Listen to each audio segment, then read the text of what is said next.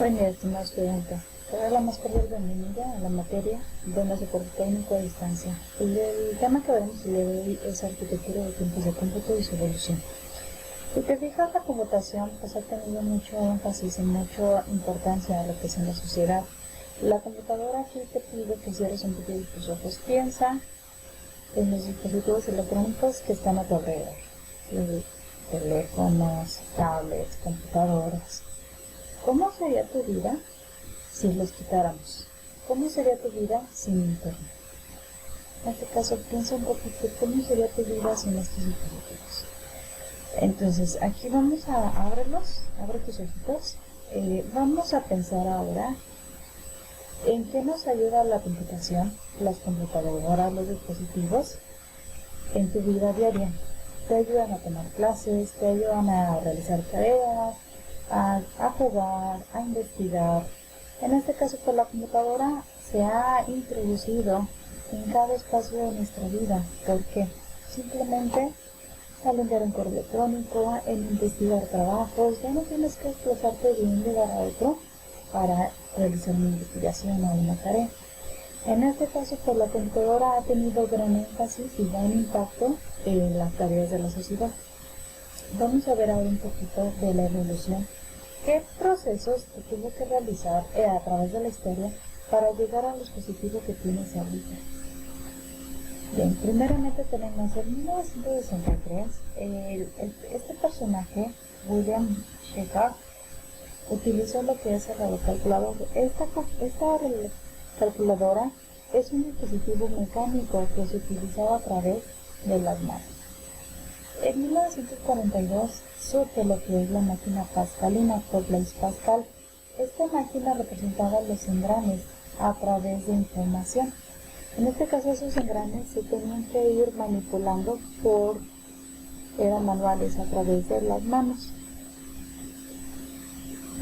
En 1801, lo que es el francés Joseph-Marie Jacquard utilizó lo que es un mecanismo de tarjetas perforadas. Si observas aquí la imagen del lado derecho, tenemos una máquina, un telar muy grande.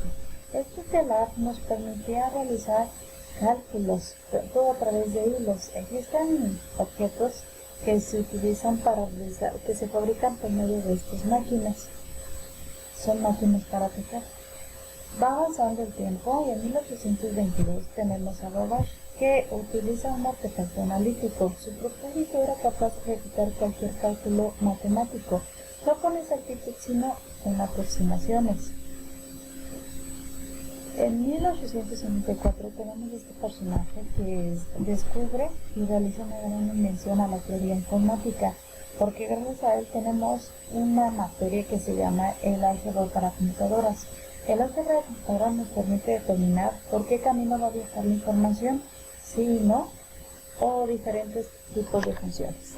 Tenemos también que en 1936 Alan Turing realiza una máquina en la cual descifra códigos alemanes, en esto para descifrar códigos de guerra. Este algoritmo nos permitía realizar y estudiar puntos estratégicos para poder lanzar bombas, donde iban a ser lanzadas en Estados Unidos. Gracias a esta invención de Alan Turing, pues se conoce y es padre de la informática. Es esta máquina que te observas del lado izquierdo, es una máquina que ocupaba pues casi un cuarto, una habitación completa, y pues a través de algoritmos podía descifrar códigos. Seguimos avanzando en el tiempo y tenemos que en 1945, fíjate, ya casi 100 años después, tenemos lo que es el término bug. Este bug pues, fue el primer caso de un mal funcionamiento de una computadora, donde se encontró una polilla adentro de un equipo de cómputo. En 1946 existe la primera computadora construida en Pensilvania, denominada ENIAC. Aquí es donde las computadoras ya utilizan lo que es la energía eléctrica, y en 1954 surgen lo que son los primeros lenguajes de programación. El primer lenguaje que se denomina es Fortran. Después, para el año 1958, surge lo que es una agencia de investigación, esto con la finalidad de poder crear nuevas invenciones de tecnología, denominada ARPA.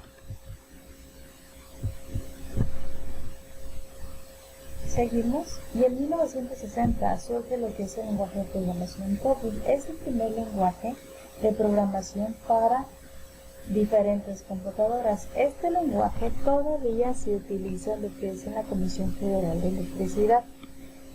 Seguimos avanzando. 3 años después surge lo que es el código ASCII. El código ASCII son símbolos, representaciones para poder utilizarlos en la computadora. Los símbolos a los que me refiero es el signo del gato, el signo de pesos, el arroba, los signos de las operaciones matemáticas, las comitas y también lo que son las letras. En el 67 surge lo que es el disquete. Este disquete fue inventado por IBM, por David Marriott. Este disquete pues logra, su mayor capacidad era guardar 100 hojitas de texto, puro texto.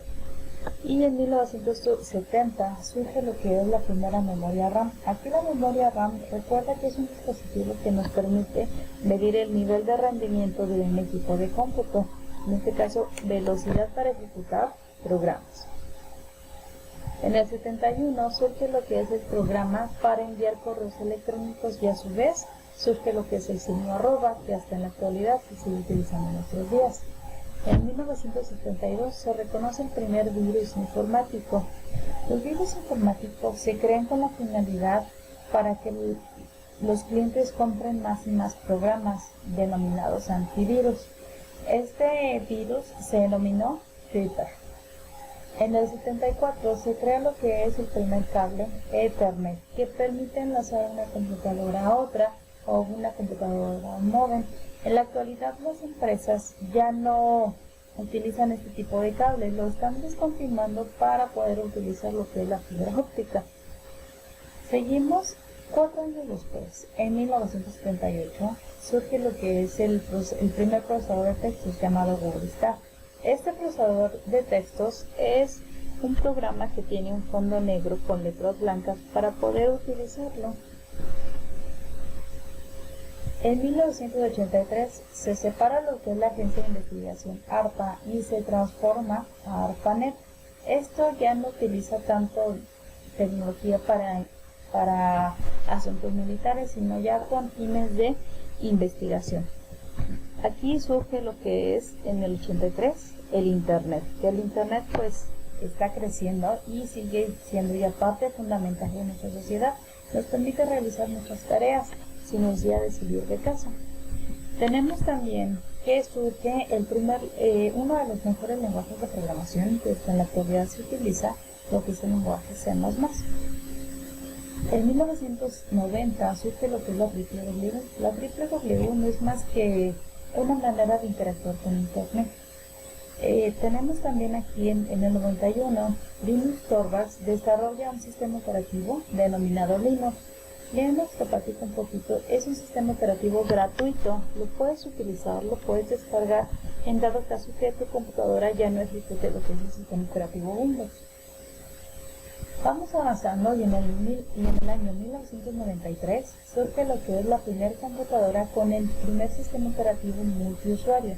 Multiusuario se refiere a que varias personas lo pueden utilizar a la vez. Este sistema es Windows NT. Seguimos avanzando y Windows pues hace diferentes invenciones. En 1995 surge lo que es Windows, valga la redundancia, 95.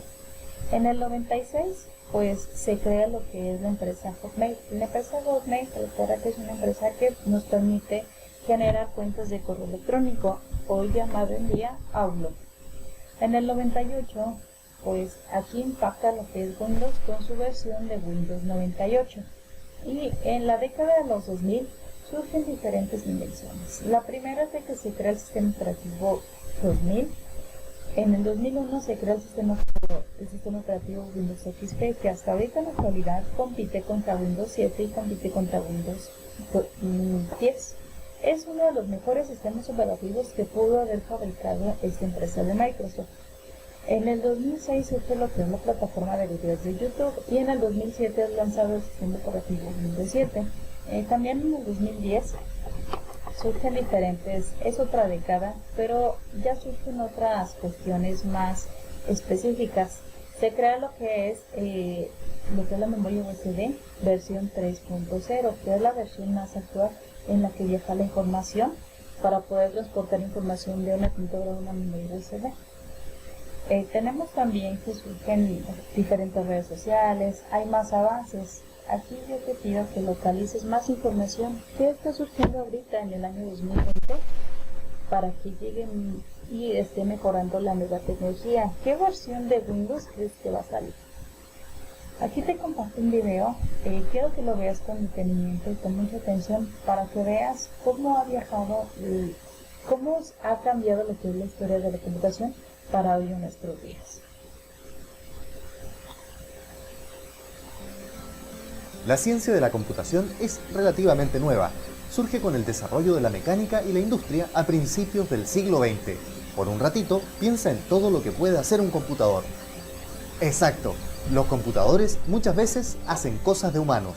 Calcular, memorizar, moverse, enviar correos, jugar. Pero para lograr esto es necesario que una persona le diga exactamente qué, cómo y cuándo hacerlo.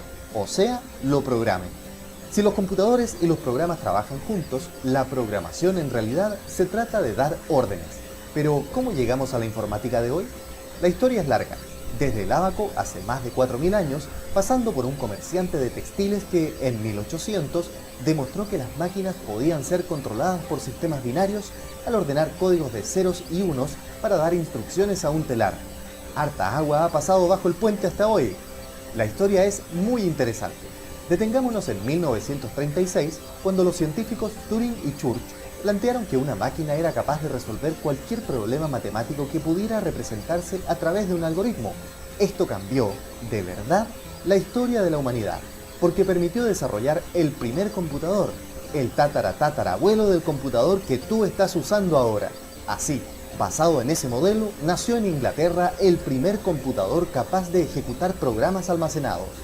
¿Recuerdas qué edad tenías cuando aparecieron los smartphones y los tablets? Muy bien, pero para llegar hasta ellos se debió pasar por varias generaciones de computadores que permitieran alcanzar ese nivel de desarrollo tecnológico. La primera, en los años 50, permitía que los procesos mecánicos se convirtieran en eléctricos, ahorrando tiempo y espacio. Aquí nace el lenguaje de máquina. En ese momento nace el tatarabuelo de la computación moderna. La segunda generación, el tatarabuelo, aparece en los 60, con el transistor, que permitió el desarrollo de circuitos, mejorando el rendimiento de los computadores. A mediados de los 60 llega la tercera generación, con el desarrollo de los chips, que consumían menos energía y redujeron notablemente el tamaño de los computadores. El bisabuelo de tu computador seguía siendo manejado solo por ingenieros, físicos y matemáticos en las grandes compañías. La cuarta generación, en los años 70, está marcada por la aparición del microchip y el desarrollo del microprocesador que pusieron los computadores personales al alcance de todos. El abuelo de tu computador empezó a ser usado en empresas más pequeñas e incluso en las casas. La quinta generación nace entre los 80 y 90, con los sistemas operativos de interfaz gráfica y la aparición de Internet, y probablemente fue cuando tus padres tuvieron, por primera vez, un computador enfrente. Como ves, la evolución de los computadores se debe a un gran proceso de investigación para desarrollar la inteligencia artificial, para que las máquinas puedan pensar por sí mismas.